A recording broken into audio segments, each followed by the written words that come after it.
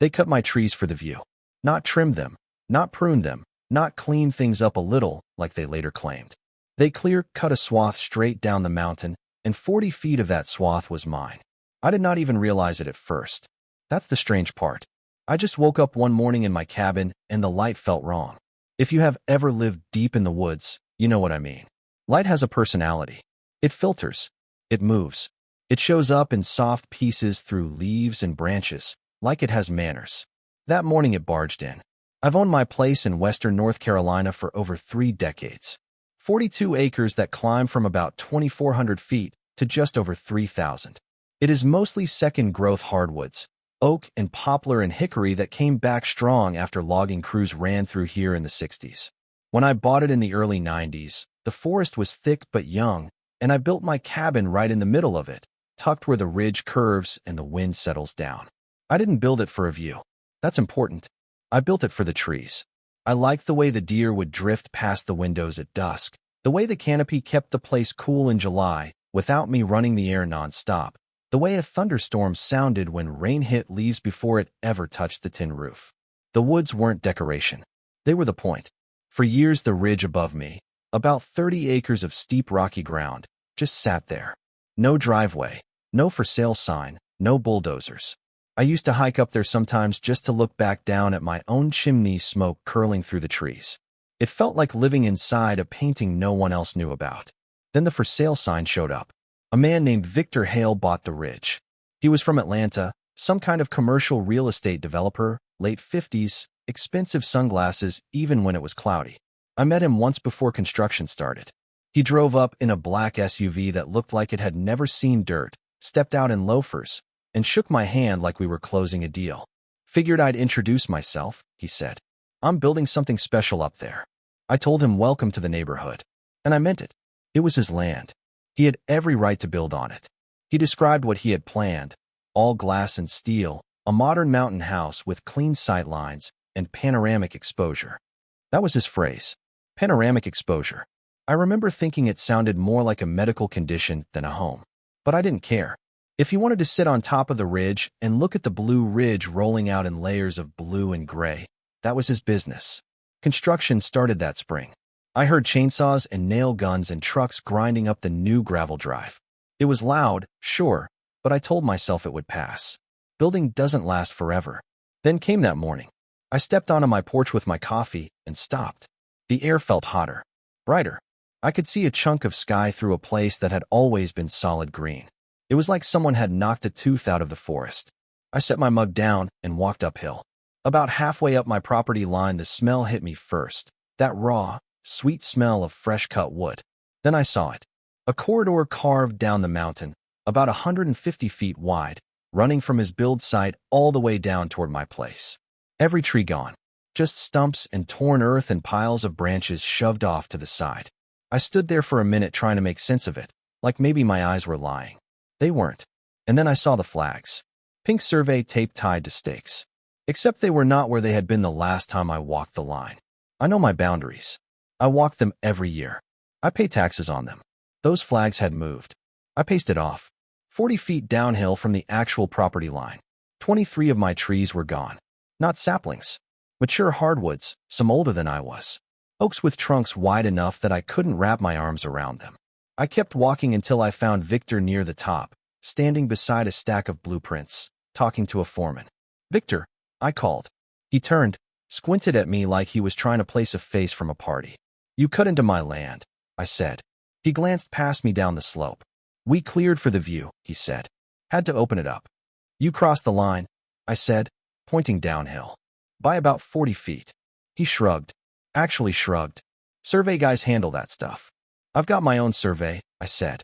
And those flags weren't there last month. He sighed like I was delaying his lunch. Look, they're just trees. They grow back. If we clipped a few on your side, I'll write you a check. $500 sound fair. $500. I felt something shift in my chest right then. Not just anger. Something heavier. Disrespect, maybe. Like what I had protected for 30 years was nothing more than an inconvenience to his camera angles. They're not just trees, I said quietly. And you don't get to decide what they're worth. He looked at me for a second, then back at his plans. Conversation over. That was the moment I knew this was not going to fix itself with a handshake. I walked back down the hill slower than I had climbed it. Every stump felt like a missing tooth in my own jaw. I counted them again. 23.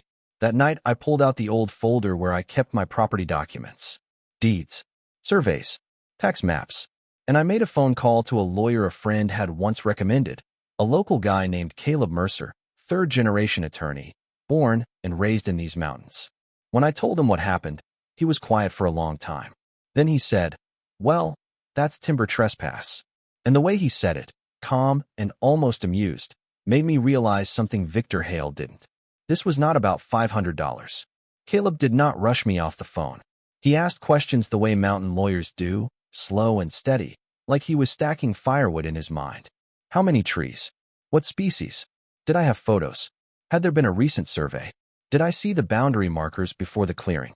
When I told him about the pink flags being moved, he went quiet again, then let out a low whistle. "All right," he said, "first thing tomorrow, don't touch a thing. Don't clean it up, don't talk to him again. I'm sending a forester out." I did not sleep much that night. I kept replaying that shrug in my head. They grow back. $500. The next afternoon, a forester named Diane showed up in a mud-splattered truck with a clipboard and a diameter tape hanging off her belt. She looked like someone who had spent her whole life outside and preferred it that way. No nonsense. No small talk. We walked the line together. She measured every stump. Not guessed. Measured.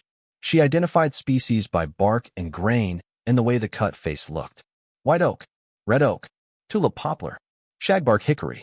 These weren't scrub trees, she said at one point, running her hand over a wide oak stump. Some of these are 70, maybe 80 years old. I felt a strange mix of grief and validation, like someone finally acknowledged that what was taken had weight. Over the next week, she compiled a report. Not just board foot value like you would price firewood. She calculated standing timber value, factoring age, size, growth rate. She even included ecological impact, the loss of canopy and soil stabilization on a steep grade. The total came to just over $46,000. When Caleb called to tell me, I had to sit down. "Now here's where it gets interesting," he said. "In North Carolina, timber trespass carries treble damages.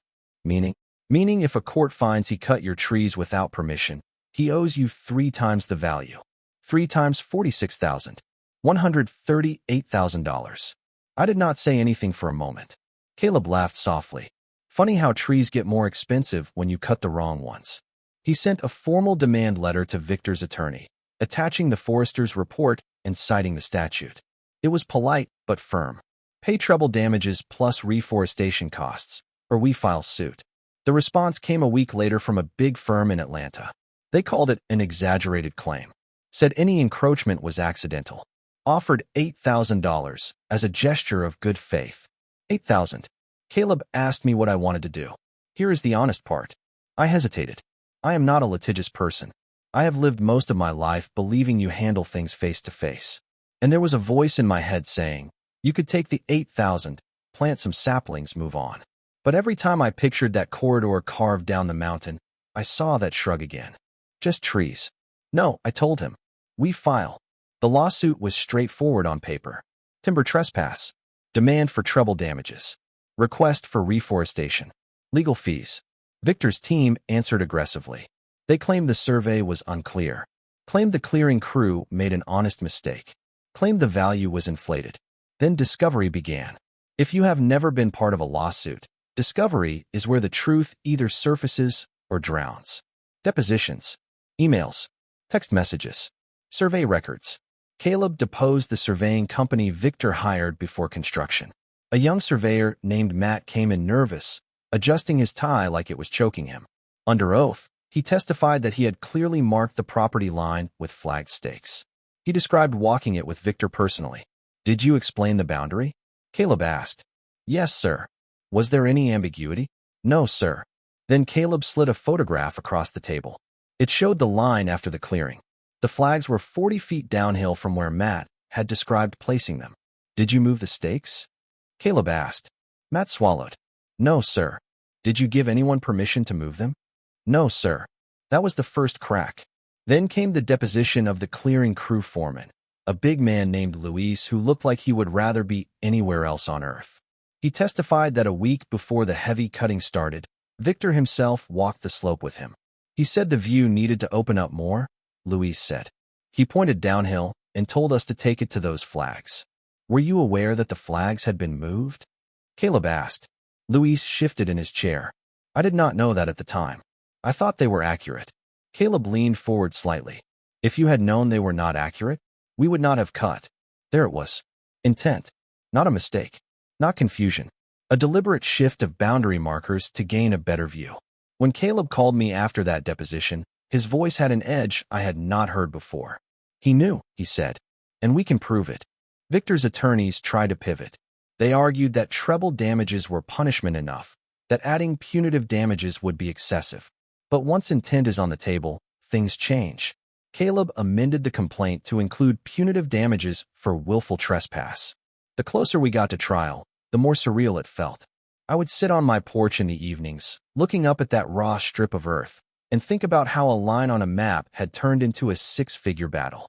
Neighbors started asking questions. Some quietly supported me.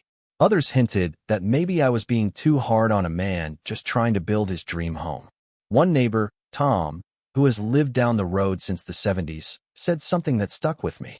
If you let him buy his way out cheap, Tom said, you're telling every out-of-town developer these hills are for sale by the foot. That landed. This was not just about my trees anymore. It was about precedent. About whether someone with money could redraw lines because the sunset looked better from 40 feet lower. The trial lasted 3 days. I remember sitting in that small county courtroom, the wood paneling worn smooth by decades of cases that mattered deeply to the people involved and not at all to the rest of the world. Diane the Forester testified first.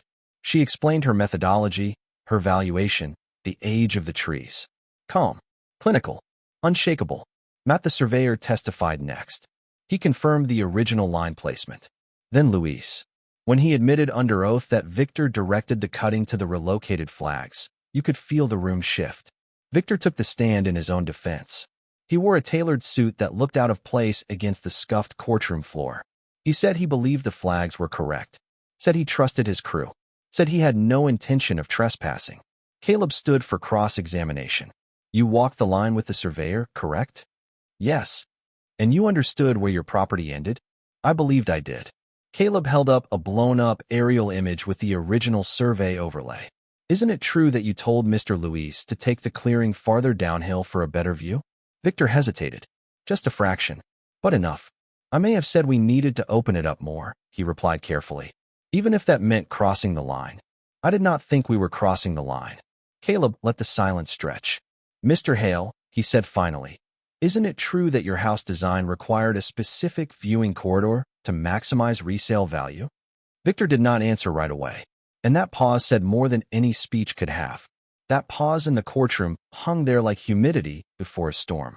Victor finally cleared his throat and said something careful about design intent and architectural vision, words that sounded polished and practiced, but they did not land the way he probably hoped they would.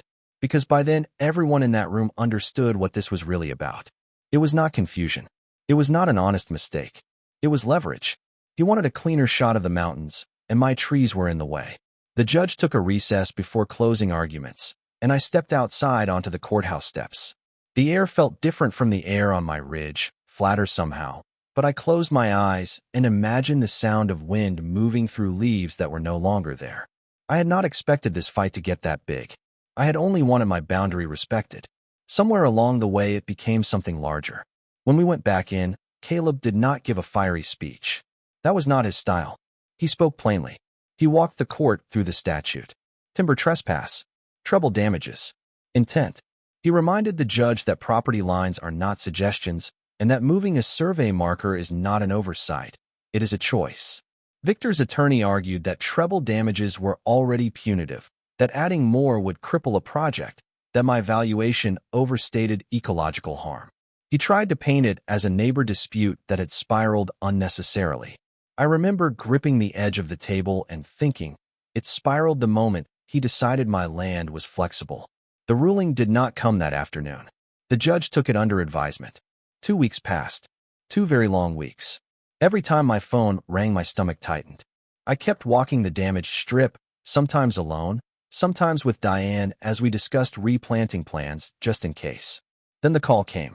Caleb did not draw it out. "We won," he said. "Treble damages on the full valuation.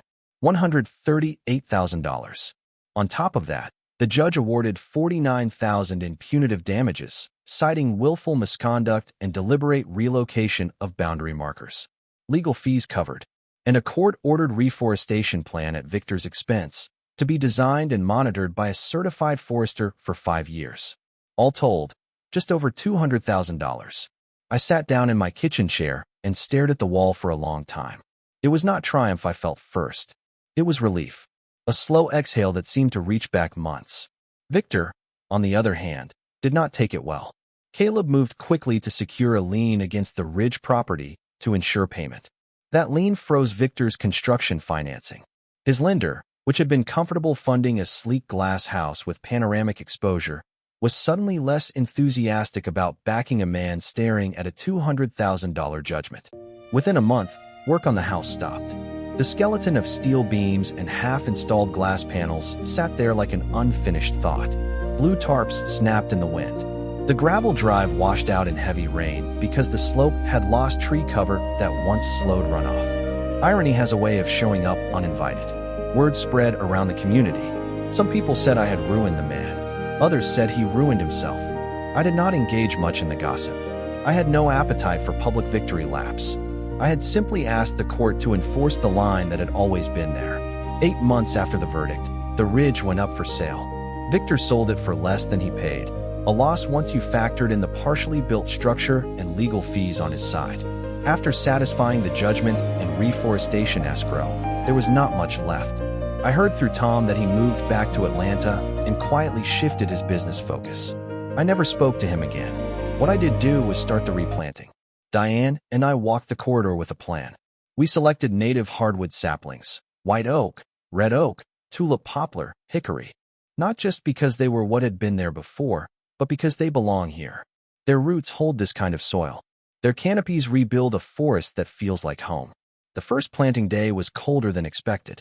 A handful of neighbors showed up, including Tom, who handed me a shovel and said, "Let's put it back." There is something humbling about kneeling in dirt that was once scraped raw by conflict and pressing new life into it. Each sapling felt like a quiet rebuttal. No speeches, no lawsuits, just work. 3 years later, those saplings are already pushing 12 feet tall in places. In summer, the light is softer again. Not the same as before, not yet, but moving in that direction. Forests measure time differently than we do. They are patient. Sometimes I hike up to the ridge line where the cut began and look down. The view Victor wanted is still technically there, but it is narrowing each season as leaves reclaim the slope. Nature does not care much about architectural vision. People have asked me if it was worth it. The stress, the money fronted before reimbursement, the tension with neighbors who thought I should have let it go. I always come back to the same answer. It was never about squeezing someone for cash. If Victor had come to me before cutting and said, "I'd like to discuss opening a small view corridor, can we find a compromise?" we probably would have found one. I am not unreasonable. But he did not ask. He decided. And that decision revealed something that bothers me more than chainsaws ever could. The assumption that land owned quietly by someone who does not flaunt it is negotiable if you have a bigger house plan. Lines matter. Not because they are ink on paper, but because they represent trust between neighbors. When you move a line without permission, you are not just shifting dirt. You are shifting respect. I also learned something about myself through all of this. I always thought of myself as laid back, the guy who would rather split firewood than split hairs in court. But there are moments when you either stand still and let something erode, or you step forward and draw your own boundary again. That fight changed how I see these mountains. Not in a bitter way, in a clearer way. I understand now how quickly outside pressure can reshape a place if no one pushes back. So here's the part one still wrestle with, and maybe you will too. Was the judgment excessive? Some folks still think so. They say $200,000 over trees is extreme. Others say it was exactly what the law intends, to make sure no one calculates trespass as a business expense. I know what those trees meant to me. I know what it felt like to stand in that raw corridor and realize someone valued a sunset more than a boundary. But I also know Victor probably tells this story differently somewhere else, maybe over drinks, maybe casting himself as the cautionary tale of a small-town court that overreached. Maybe he believes that. All I can tell you is this. 3 years later, when I sit on my porch in late afternoon and the light filters through young leaves that were not there before, I feel something close to peace. Not because I won, but because the line held. Now I am curious what you think. If you were in my place, would you have taken the 8,000 and moved on? Or would you have pushed it all the way to trial knowing it might bankrupt the man uphill from you? Where is the line between enforcing your rights and destroying someone over a bad decision? Drop your thoughts in the comments. I read more of them than you might expect. And if you believe property lines and quiet forests are worth standing up for, consider subscribing. There are more stories in these hills than people realize.